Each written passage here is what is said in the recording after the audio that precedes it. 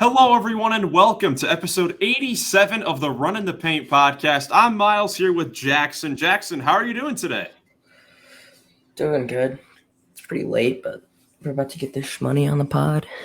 Yes, sir. Happy Halloween, everyone. I know we're coming on the day after, but happy Halloween. It's been a fun night so far. Hope you guys all had a safe and enjoyable Halloween. Today, we've got a lot to get to. It has been it's been the normal cycle of our schedule here, only 3 days, but a lot has happened throughout the league. Unfortunately, Joey and Nick not able to be with us today. So it's going to be the old-fashioned Miles and Goggles show for this one. So can't wait to get started with it. But before we get going to some news around the league, we have to get to PERTL again. And we are hoping that we can get this in 2 or 3 because we are on a rough streak as of late on PERTL.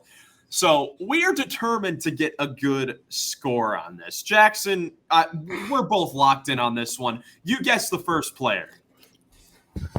I'm feeling maybe that someone who's played in both conferences. We'll do John Collins today. All right, John Collins today. Again, I was just talking about my boy Keontae George, and he just had an assist to him. So, all right. Well, that sucks. No, well, no, it's not bad. It's not bad. We know that he's a Western Conference guard who's older and wears a lower jersey number. So not horrible. That's not horrible. I don't have the divisions memorized. Okay, sorry, not Eastern Conference. In the Western Conference, just not in the Northwest. Over 27 under. I mean, immediately Chris Paul pops in my head, but Chris Paul, yeah. Different division. Shorter, older, and has a lower number. We want to try Chris Paul?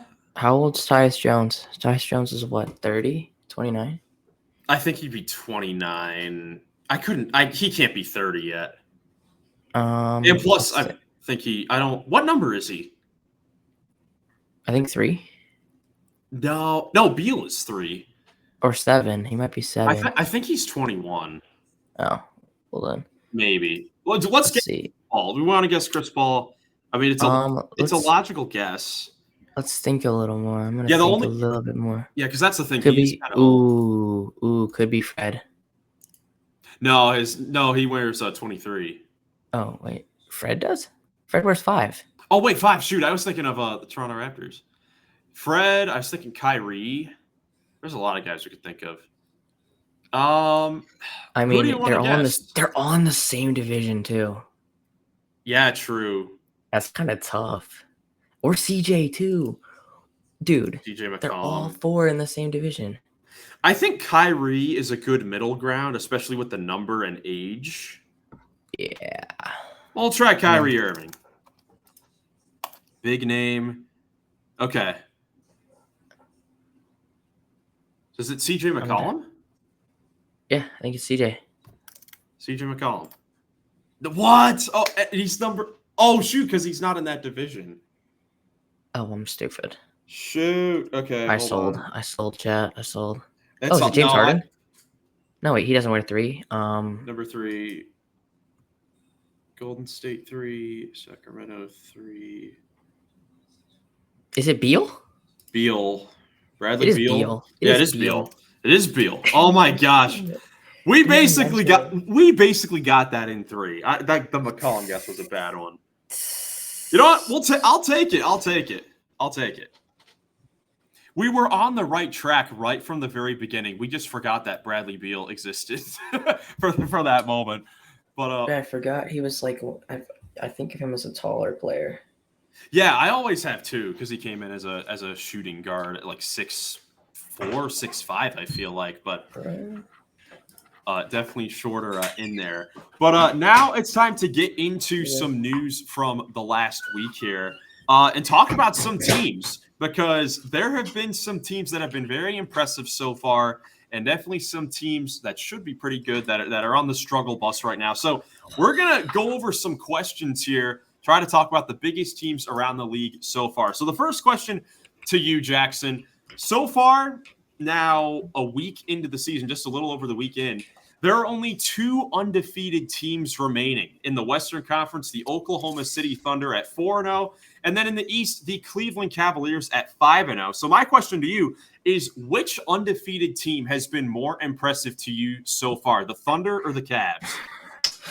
See, I don't know. I haven't watched much of each. I haven't watched any of the Cavs because I just can't. Because Darn League Pass. Yeah, it's so annoying. It is very annoying. But I mean, I think they've both been really impressive. But just the Thunder, I don't know, the way they played all together. Like, I haven't seen a team that's like this, like this good chemistry wise in a like maybe like besides like the Warriors, like the 2016 Warriors. And They love each other. Saying something. I mean, they do their interviews as a team after every game. Like, that's crazy to me. That's like special. I don't know. And they're all so young. They all play and mesh so well together. And they don't even have Hartenstein back. But I don't know. I think both have been great, but I think the Thunder are just on a different level from the rest of the league right now. Like, in general, there's not a better team. And I think if I were to pick a finals favorite, I know I've said my finals favorites a lot. I think it's OKC, no doubt, just with how well they play together. And they all complement each other. I mean, Shea had a down game yesterday, and their defense is the best in the league. I mean, I like defense. I've always liked defense. That's why I picked the Magic to be good this year, which kind of sucks now, but it's okay. Yeah, we'll get into that a little bit later. Some unfortunate news from Orlando, but no, OKC, they've been awesome. I mean, obviously undefeated, still 4-0, and it really has been their defense that has been the most impressive. Because when you look at them offensively right now, they have a lot to improve on offensively. Their star guys have not really been hitting their shots. Shea hasn't been the most efficient this season. It's because he's taking some more threes. That's been an emphasis so far, so he's kind of adjusting to that. His numbers are still good. Chet has been amazing offensively so far this year. I think Chet's a borderline MVP candidate right now. Yeah, which is crazy. But the reason that they've been winning all these games has been because of their defense across the board. Like, all 5 guys that they throw out there at any given moment can play good defense, and it's all predicated on Chet Holmgren being able to block shots, be there at the rim, the perimeter defense of Lou Dort, Cason Wallace, and Alex Caruso when they're in there, and Shea even being able to help as well. They're just so amazing. And looking at their defensive rating so far this season, it is a 91.3. which the next best defense is the Golden State Warriors, who we'll also get to. So the Thunder at 91.3. Then number 2 is Golden State at 98.4. And then the third is the LA Clippers, who are at a 105.1. So the Thunder are by far the best defense in basketball. It's not even close. For their opponents so far, I think they're the most points they've given up so far this season was Atlanta on Sunday, and they gave up 104 points. Rest of the games, all opponents have not cracked 100 against this team. They have been ridiculous. They've been absurd, and it's crazy to think that, they have only, more room to grow because offensively they just haven't really been hitting their shots. Yeah, it's very true. The Cleveland Cavaliers, on the other hand, at 5-0, look great too. It has been amazing. We talked about the Thunder and their defense. The Cavs' defense has been amazing as well, being able to force turnovers, block shots, forcing difficult shots. But offensively, it's unbelievable. They are leading the NBA in almost every offensive category so far. They have the best offense. They lead the league in scoring. They lead the league in field goal percentage, in three-point percentage. They're 5th in assists per game at 28 assists per. It's been ridiculous to see what the Cavs have done so far through the first 5 games. And, the first 3 games, not the best opponents. That was kind of what we were looking at to start the season in the last episode. They hadn't really had a big test. This week, a huge win in New York against the Knicks, and then just on Wednesday night, a blowout victory against the Lakers, who were coming in very hot as well. Of course, with LeBron, who is always seeking, to defeat the Cavs when he visits Cleveland. So Cleveland has just been incredibly impressive so far as well. I think that because of the opponents that they have beaten as far as the Knicks and the Lakers, compared to the Thunder, who had their best victory has been Denver, which was good, but Denver is on the struggle bus a little bit. So I think that with the way that the Cavs have just beaten these teams, especially offensively, with Kenny Atkinson coming in and just making all the right moves, I mean, it's just been impressive either way. Yeah, I mean, they've looked, at least from highlights and all this I can see, they've looked great. I mean, Darius Garland isn't like playing out of his mind right now in terms of scoring, but he's doing everything else well that they need on offense. He's moving well off the ball. He's been passing really well, and he's been getting his other guys open and letting Mobley kind of run the show when he needs to, letting Donnie run the show when he needs to. And I mean, that's a pretty big thing. If you're a point guard, you don't just need to be out here like you don't need to be out here kind of scoring a bunch of points. You can do a lot when you're not scoring. And even then, he's averaging 17.8. But like that's also inflated a little bit by his really big game against the Knicks, which helped them in a huge way in the second half because he popped off in the second half. Yeah, no question about it. When looking at the Cavs numbers so far individually, some of the big things that stand out to me, of course, I mean, Evan Mobley has been fantastic, not even just from stats, but the way he's been playing, more aggressive on both ends. He's been phenomenal. If he keeps playing like this, the predictions of first-time All-Star definitely going to happen he keeps playing like this without a question. But, and if they're a top seed, then it's a no-brainer. No doubt. But the Cavaliers so far, it's just been really well-rounded, especially with the core four of players. Mentioned Garland averaging just under 18 points and 6 assists per game. And the numbers are really only down because he's been shooting less. But when he's been shooting, very efficient as well. He's shooting 45.5% from three on 6.5 attempts per game. Jared Allen has been amazing this season so far. One of the craziest stats of the season so far is that he's blocked as many shots as he's missed so far this year, which is just... Sorry, can you repeat that? Jared That's Jared crazy. Allen. That's crazy. Cavs, man. I see you smiling. Yeah, I'm loving it. It's definitely been a fun start. But the big takeaway I was going to say about the Cavs is Donovan Mitchell, who's been, playing great as well as all these players. He's leading the Cavs in minutes per game only at 30.2. Everyone else is playing under 30 minutes per game, which is showing that the Cavs have some depth in there. And that was a question coming into the season, whether the Cavs had the depth to really hold the fort, in the middle of games. So far, the fact that no one is playing more than 30 minutes a game on this team, I think that's one of the more impressive things. Yeah, for sure. I think, I think the bench is like showing out. The starters are showing out. Everyone's just playing their role, playing it well, doing what they need to do to win games. And I think it's going to continue. I don't think they're going to keep up with the Thunder record-wise, but I think they'll for sure be able to keep a top seed in the East. I think they'll personally, with how they're playing, I could see them finishing right up there with the Celtics. Like, I think that's kind of what I predicted for the Magic, but I think the Cavs are kind of playing like how I thought the Magic would, if that makes sense. And I did predict that Paolo would average 27 points. He said 29, but it's okay. I was right for a week. It's okay. But no, I think the continuity of the Cavs has really shown, and it's interesting to see. The top of the Eastern Conference so far are the three teams coming in with the same rosters as last year. The Cavs, the Celtics, and the Magic are the top three teams in the Eastern Conference record-wise. And it's all the continuity the first 5 games. We'll see how it keeps up. Broke, don't fix it. Yeah, exactly. That's what we're seeing so far. Great starts so far for the Cavs and Thunder.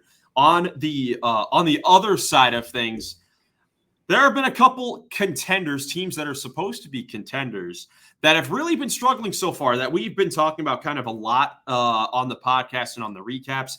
But we have to talk about them again, especially with some performances last night. Are you more worried about the Denver Nuggets or the Milwaukee Bucks start to the season? Because neither one has been very good so far. Milwaukee, by far. Because, like, with Denver, their top guys besides Jokic aren't playing well. That's totally fixable. But Milwaukee, their top 2 guys are playing really well, and they're still losing. So what else can you really do besides, like, fix the defense? You can't really fix the defense that easily either.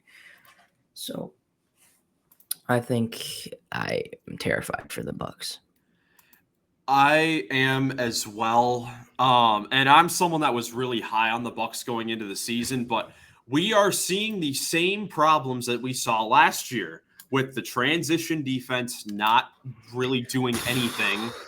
And outside Dame Lillard of sucks. Well, Damian Lillard's three-point shot has not been going down so far this season, taking a lot of them, not really hitting a whole ton of them. But, you know, besides Giannis and Dame on the numbers-wise, no one else is really playing that spectacularly. Like, Portis has been decent off the bench. Taurean Prince has been knocking down threes so far. But defensively, they've been awful. I mean, Milwaukee, they're now 1-4 on the season after a blowout loss to Memphis last night, which is their 4th loss in a row. And it's just not looking good, man. It's hard to really figure out what they can do to improve here. And I know Chris Middleton is injured, and I think he could help, but I don't know. Do you think that he could really make a difference? Yeah. Can he? Like, in all seriousness, they just lost today as we're recording this by 23 to the Grizzlies without Desmond Bane? Really? I mean, Dame didn't really help. I mean, Dame shot 1 for 11 or 1 for 12. Sorry. Yeah, Dame being awful. Yeah. Man, I don't know what else this team can do. I really don't. There's really nothing. Because Giannis is playing amazing. Like we were talking beforehand. I mean, we'll get to even best Dame's player. playing amazing. Besides today's game. I mean, let's be honest. Dame's been having a great year. Both of them have been complimenting each other well. I mean, besides the 3-point shooting, his 2-point efficiency has been the best of his career so far. But Brooks not playing that bad. It's just threes for him too, and oh my gosh, field goal percentage. But yeah, his defense, he's still blocking over 3 shots. 4.2 stocks a game. 4.2 stocks ain't nothing to scoff at.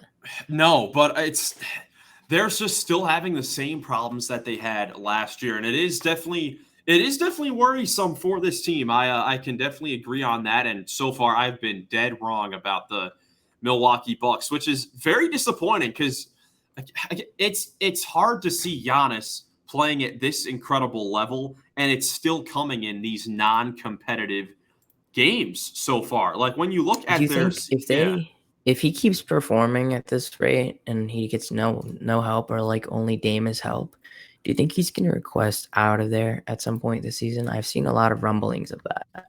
Yeah, I mean it's definitely easy to see those reports now after a 1-4 start. And where can you realistically see him going?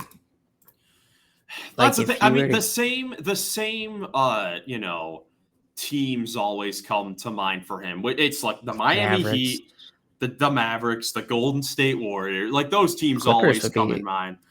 Clippers would be crazy. Brooklyn's got cap space, but as far as Clippers would not work because of him and James Harden. Wait, yeah, that'd be. Those two got beef. They got beef, man. But as far as this whole season, I don't think so. I don't think that he'll request a trade in the middle of the season. But I don't know though. This is like unprecedented. Like I think he might have to. Like if it gets bad enough, he might have to. Like it's not even an if. Like he might have to, which is sad. Because I love Giannis. Giannis is one of my favorite personalities, one of my favorite players in the league. And yeah, I mean, I don't know. Yeah, it just has not been a good start so far for the Bucks. And He that is deserves also better. but I think another part of it, maybe as well. I think so far this season they've only played one home game. Yeah, so 4 of these first 5 games have come away. So I mean that's also something as well. They did lose to the Celtics where they were pretty competitive on Monday. Um, the losses to Brooklyn, Chicago are not that good. Chicago has been 3-2 so far. They've looked very good as well. And Memphis is a good team as well. It's just the defense is just definitely scary. It's definitely scary for sure. And Oh, like you're it's saying, I don't terrifying. know. Like you're saying, I don't really know how it can get fixed that much, besides just internal improvement. And it's hard to really see that coming. It's hard to see this team being able to make any moves. They're going to have to They hope gave that, Ja his confidence back. The whole league's cooked. yeah, and Ja Morant. Oh my gosh, in that game he had 14 assists, and every single one was a ridiculous highlight. I don't know if you saw Jackson some of the assists that he had. There were some. There were like 4 no look passes. He threw it.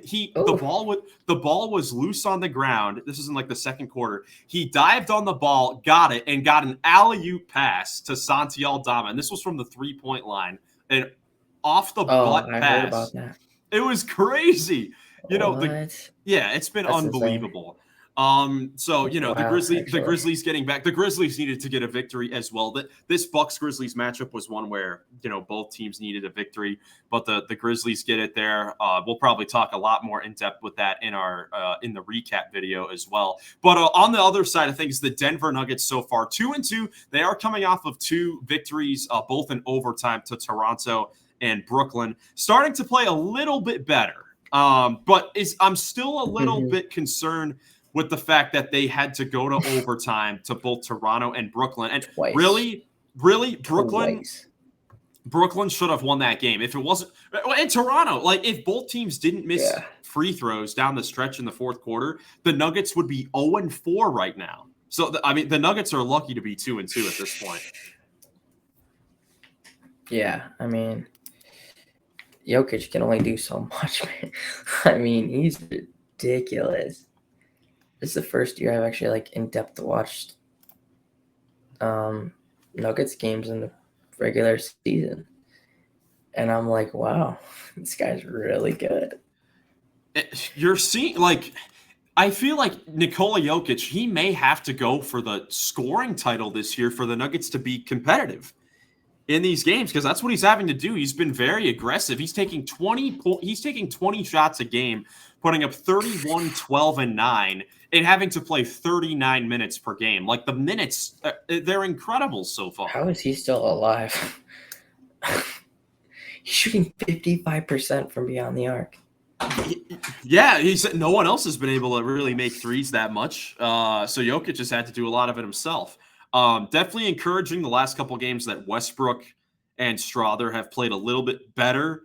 But they're still a team that I'm definitely worried about going forward. But I think that it comes down to their starters. If their starters can just play better and shoot better, they'll be fine, I think, in the long run.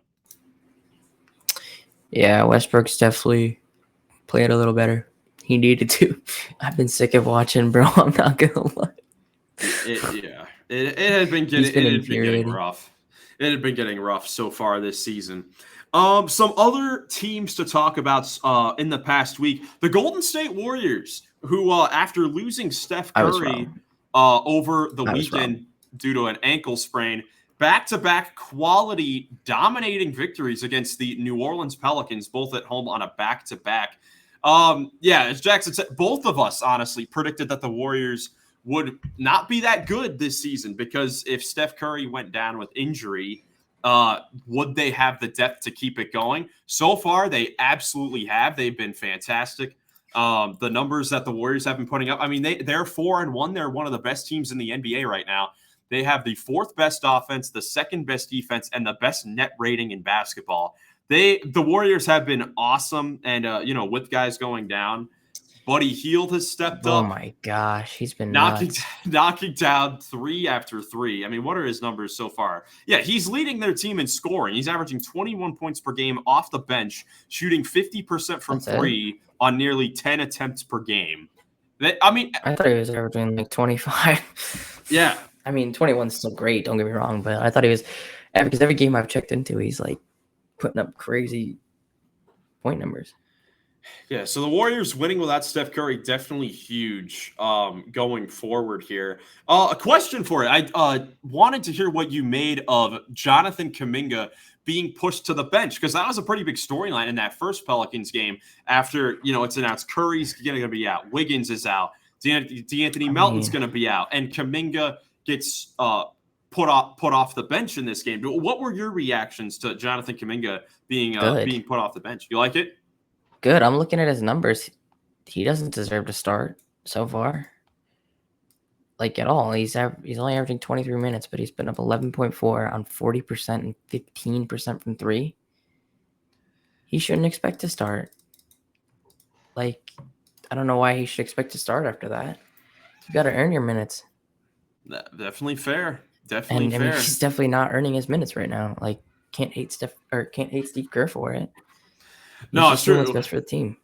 It's just interesting because he is one of those guys, probably the highest draft pick from the 2021 draft class, to not get an extension this summer. And people are wondering, man, is he going to get thrown around in some trades this summer? That may be the first, or for this season. We'll see if that's the first step of it. But, I mean, everyone else who really got an extension though kind of deserved it. Right. I mean, everyone else was kind of like proving that they can be like a 1, 2, or even like a 3 on their team. He hasn't proved that he can even be a 3. He's like I don't know. He hasn't been impressive. I haven't seen the hype around him. I'm not gonna lie. Like, he's got the athleticism and stuff, but he hasn't shown it, and he can't really shoot very well. I don't know. I just never been a big Kuminga fan, unfortunately. I could see that. I could agree. I hope he does well. I hope every player does well, but I don't know. Yeah, he's just a great athlete, and the jump shot definitely still some work to go there. But despite that, again, Golden State winning without Steph Curry, 4-1 on the season. So shout out to the Warriors for winning these games. Moving on here, let's talk about a couple games earlier this week. A couple of conference finals rematches so far. We can talk about some of these teams here. First, we'll start on Tuesday when the Dallas Mavericks visited the Minnesota Timberwolves. And the Mavericks were able to come out with the victory. So far, not even just from this game, Jackson, what have been your thoughts on, I guess we'll start with the Dallas Mavericks this season?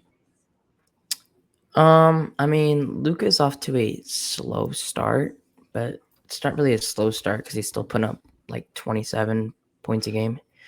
And Kyrie was off to a pretty slow start, but he's after tonight's game, he found his groove a little bit. But I mean, it takes a little bit to find.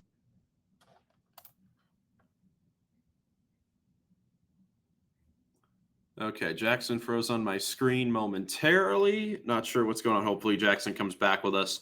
But no, the Mavericks have definitely been looking. Jackson, are you back?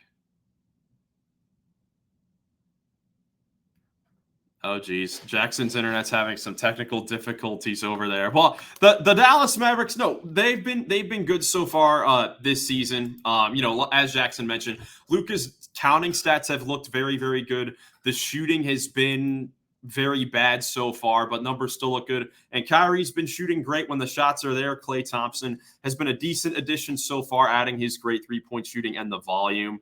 Had a couple stinkers over the last few, but overall, you're going to take the good with the bad with Klay Thompson at this point of his career. So Mavericks playing well, definitely solid victory in Minnesota. Tough loss to Houston last night. Jackson and I were watching that before the game started. But the Minnesota Timberwolves side of things here, Jackson, we'll see if you can do it out. What have you thought about the Timberwolves so far?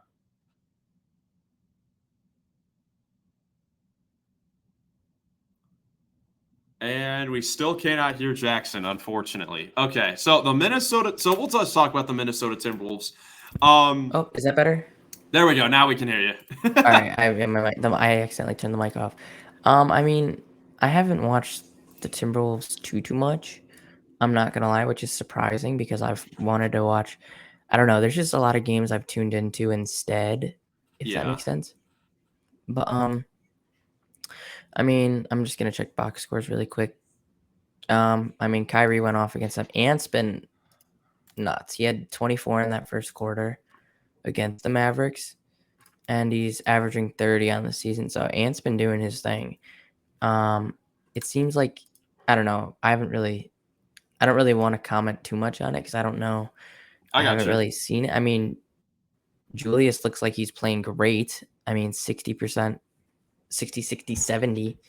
Yeah. It's a pretty good club to be in, I'd say.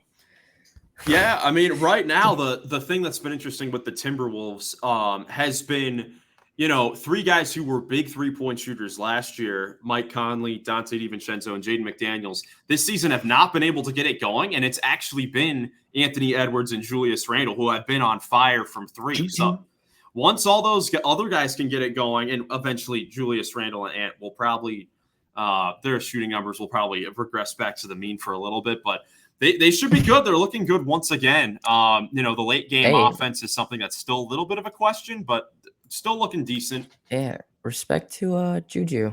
He's playing well. Yep, shout out to Julius Randle. Mad respect, twin. There's only one player in the league I won't give props to, and it's not him. And he hasn't even played a game yet this season. Thank goodness. Thank goodness. I've been able to watch Philadelphia 76ers games in peace. Oh my goodness. So we'll go to the other conference finals rematch that happened on Wednesday night. The Boston Celtics and Indiana Pacers. The Pacers, what a game. Crazy game. Jackson, you want to talk about the Pacers side of things? Yeah, I got two names for you. I got Pascal Siakam and Benedict Mathurin. Benedict Mathurin with 30, 11, and 4 played fantastic. Absolutely fantastic. And Siakam hit the game winning 3. I think they looked good. And even Tyrese still can't get it going scoring. He's been very disappointing on the offensive side of the ball in terms of scoring and even really passing. I mean, he had that stinker against the 76ers where he had 2 assists. But yeah, I think this is their best game, obviously, by far this season.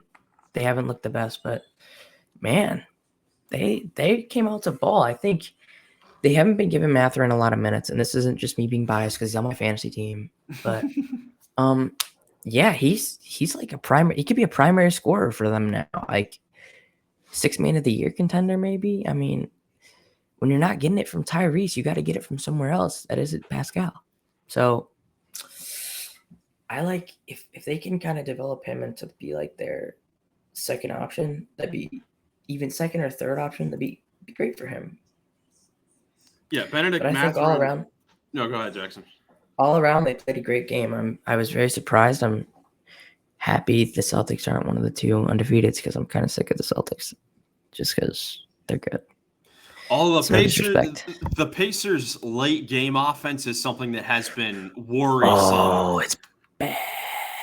And, the Celtics defense definitely clamped up, but I even go back to Sunday and their loss to Philadelphia in overtime. I mean, these are 2 games where in close, clutch minutes and important minutes, they turn the ball over on 3 to 4 straight possessions. And you just can't have that happen on a consistent basis. The Pacers, I mean, they were up 24 in this game, 21 in the fourth quarter, 12 with like 2 minutes to go. And then just give the Celtics. It goes to overtime. Like, what are we doing? Yeah, exactly. So that's going to be something that the Pacers will have to figure out. But that was definitely a big win that they needed. It's kind of tough because. Oh, sorry. Here, you finish. You can finish. No, I was going to say, it makes perfect sense, right? The Pacers, they lose to, some okay teams, and then you beat the Celtics. Yeah, I mean, with them closing, it's kind of tough for them to close when their best closer isn't playing well at all, because Tyrese has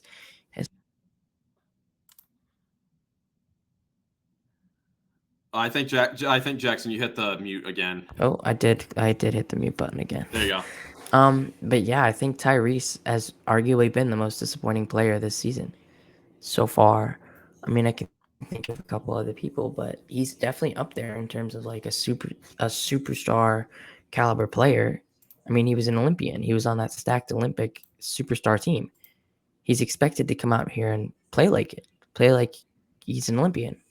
play like he's one of the top 25 players in the league, and he's not. Yeah, I mean, you could definitely say that. I think it's been encouraging the last 2 to 3 games that he has been shooting Yeah. the ball more. Hmm. Because he I has agree. been shooting the ball more, playmaking more. In that Celtics game, the shots just really didn't go down. He did make a tough fadeaway shot from the free throw line at the He end of the did. fourth quarter. Tatum just came down and knocked down an even tougher three. But Tatum's good. yeah, Tatum has been awesome, and that can kind of lead us into our final question here of the podcast. So far, just 1 week into the season, who do you think's been the best player in the league so far? We talked about this a little bit before, but I mean, this might be my fantasy team bias, but I have my boy Nikola Jokic. He's been disgusting. He's been so good. He's been the only person that can score for that team, and I mean, it's insane. Like I said, I usually don't watch Nuggets games, but this year because that's when I watch games, I watch for my fantasy players. So I've been watching a lot of them, and oh boy, I've never seen a better player in the post. I've never seen a better player off the ball, like passing. It's insane. Yeah, I would agree. Just because if we're talking like best player, most valuable players so far, where the heck would Denver be without Nikola Jokic? Because it's been ridiculous what he's been Probably able to do. relegated. Like I don't think they'd be allowed to play. just because all the other guys have been pretty bad so far, but I think Jokic has definitely been the best player. They're asking him to score more. He's leading the league in scoring. Like he's leading the league in scoring with the 31.5 points per game, with the 12 boards, 9 assists. It's just been fantastic what he has been able to do. So I would probably agree. Great minds think alike, by the way. Yeah, I would definitely say so. Let's see. Some other guys. Anthony Davis, Jason Tatum, I think are definitely up there so far. But Yeah, I'd agree. They've had a couple. I know Davis in the game against Cleveland, and Tatum. There was a game sprinkled in there where he didn't shoot the best. It was last game. He had like 14 points or something. But Yeah, before the Pacer game. I mean, Giannis, I think too. Even though they're bad, Giannis is still. Yeah, Giannis is not the reason that they've been bad. I mean, think about this. Giannis is averaging 29 points per game on the season in the modern NBA, and he hasn't made a three. Has he even attempted one? Let's see, he's attempted 0.8 per game, so he's probably taken three. He's been taking three. Oh, three. I think he's 0 for 3 this season. Maybe they're heaves or something. No, I think he's taking a pull up or something. Because he'll test out his range. But even like Anthony Davis, he's averaging 30.6, only making 0.4 threes a game. Those two have been very impressive in a league where we're seeing 3-point records so far by teams just get broken. Everyone's firing away. The two best players, you could say, 2 of the 3 best players, they're still not firing away from 3. They're doing what they do best. Definitely been impressive so far. Yeah, very impressive. I mean, I don't know. I think the league is in a great place with its star power. I think there's a wide abundance of different players that we have. I mean, on the younger side, you got Jet, you got Wemby, you got all those guys, and then like you got post-centric AD, Jokic, like Giannis, and you got Shea, who kind of mid-range, all that. Even like Harden, three-pointer, Steph Curry, like still got LeBron. Like it's just we're so spoiled right now in this time in the NBA, and I think a lot of people take it for granted. Sadly, yeah. I mean, we're spoiled. There's no question that there hasn't been like this amount of talent ever in the NBA. The talent not even close. It's not even close. The talent is at an all-time high right now, and it has just been incredible. It's been a great start. The talent during the Jordan era was John Stockton. Okay, let me tell you how many points John Stockton's averaging in today's NBA. 0. Oh, here we go. He's disrespecting John Stockton. Oh, I'm gonna disrespect John Stockton. Former Rockets killer. Unfortunately, I wasn't alive, so I don't care. Right. Besides Hakeem, I like Hakeem. Hakeem is cool. Yeah, Hakeem is Godwin's boy there. But before we get out of here, we do have to talk about a couple unfortunate injuries that have surfaced through the NBA throughout the last week. First, I was almost so right. First, prayers out to Taylor Hendricks of the Jazz. My goodness, that was such a gruesome ankle injury. I did not. Never really got to cover it on here, but just prayers to Taylor Hendricks. I've never seen anything like that. I mean, I've watched the NFL, so I've seen people's legs move like that, but not on non-contact injuries. Yeah, that was just ridiculous. Like, it wasn't even like he just like stepped. It wasn't. So just prayers to Taylor Hendricks. Hope for a speedy recovery. He obviously will miss the rest of the season with that. But on another level, a couple of all-star players that are going to be out here for a while. First, Raptors young all-star forward Scotty Barnes is going to miss the next 3 weeks due to an orbital fracture, which was suffered in the Raptors game against the Nuggets on Monday, late in the fourth quarter there. So, this one, it obviously sucks a young star going down with injury, but for a Raptors team, you love Scotty. For a Raptors team that is going to be at the bottom of the standings, it doesn't really affect them too terribly much. I mean, he'll be back, so. Yeah, I hope he doesn't have this injury bug every year, man. I love Scotty.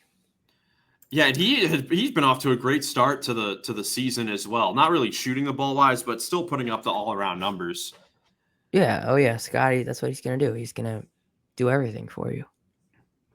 And then the other injury, which just came out a little bit before we started recording last night, was unfortunately Orlando Magic star Paolo Banchero, who is going to be out indefinitely with a torn right oblique. He'll be reevaluated in 4 to 6 weeks. This injury was suffered during the fourth quarter of the Magic's loss to Chicago on Wednesday.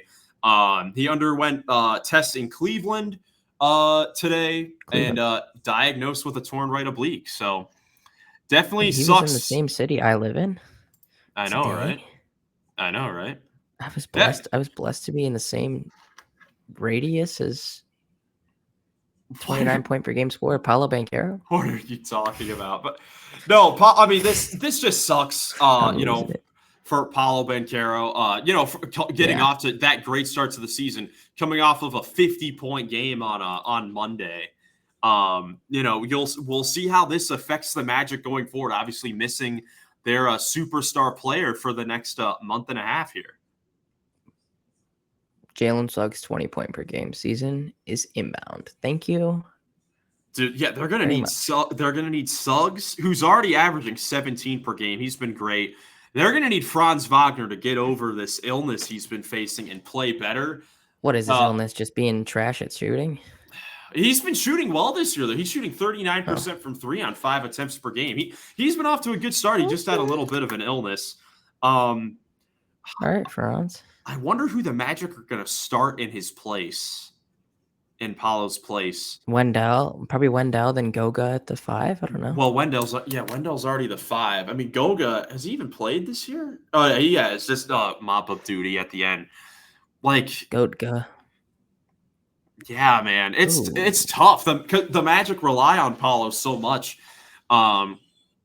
It's just going to be hard. I think something that is going to be exciting here is with this unfortunate injury, we could get to see rookie Tristan Da Silva finally get some NBA minutes. I know he was a guy that that Magic fans were a big fan of during the summer league, so he could get some minutes there, and he's definitely a versatile player. At least he showed that in the summer league and before coming to the league. So we'll see what that means for the Magic over the next month and a half. But just sucks for Paolo. Again, speedy recovery for Paolo Banchero. Yes, speedy, healthy recovery, please. Yes, absolutely. Hey, if he finishes the season right now and he's at 29, I was right. And 5 games. Just 5 games. But that is all the news that Joel's played. Oh, yeah. But no, that's all the news that we've got for today. If you enjoyed, leave a like, subscribe for more NBA content. Stay tuned for the Runnin the Paint recap that we posted earlier this morning. Thank you guys so much for watching. Hope you have a great rest of your day, and we'll catch you in the next one.